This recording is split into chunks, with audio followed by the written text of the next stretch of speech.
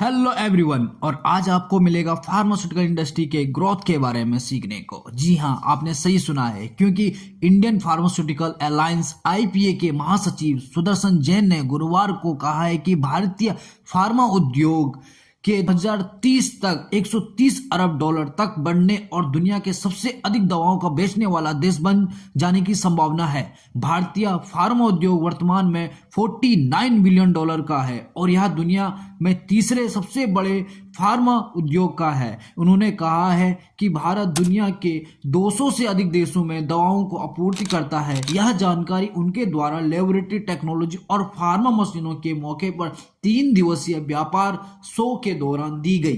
2047 तक भारत बनेगा 500 अरब डॉलर का उद्योग। जी हाँ, इंडियन ड्रग मैन्युफैक्चरिंग एसोसिएशन आईडीएमए के राष्ट्रीय अध्यक्ष डॉक्टर वीरांची शाह ने कहा है कि जब तक भारत अपनी आजादी के 100 साल पूरा करेगा, यानी 2047 तक भारत 500 अरब डॉलर का उद्योग बन जाएगा।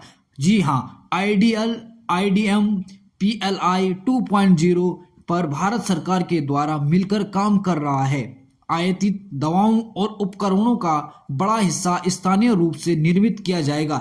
आयात पर निर्भरता कम होगी और भारत को स्वच्छ सुरक्षा प्रदान की जाएगी। भारत जेनेरिक मैन्युफैक्चरिंग दिग्गजों के वैल्यू एडिशन की ओर बढ़ रहा है। उज्जवल है, लेकिन चुनौतियां भी हैं। जी हाँ, फार्मेसिस के निदेशक रवि उदय भास्कर ने कहा है कि भारतीय फार्मा और उसके संबंधित उद्योगों का भविष्य उज्जवल है, लेकिन चुनौतियां भी है। कोई भी निर्यात दूसरे देशों के आयात नीति पर निर्भर करता है, विशेष रूप से विनियमों के संदर्भ के उद्योग से सुव्यवस्थित करने की आवश्यकता है। अलग अलग देशों के अलग अलग नियम हैं। विकास के लिए उद्योग नियामक की समझ महत्वपूर्ण है। उन्होंने कहा है कि यूरोप संघ जैसे सामान्य नियम मानकों का विश्व स्तर पर काम करने की जरूरत। सुदर्शन जैन ने यह भी कहा है कि भारत दुनिया के 5वें सबसे बड़े अर्थव्यवस्था बनाने के साथ साथ फार्मा इंडस्ट्री में दुनिया में बदलाव लाने का कारण बनाने जा रहा है। जी हाँ, उन्होंने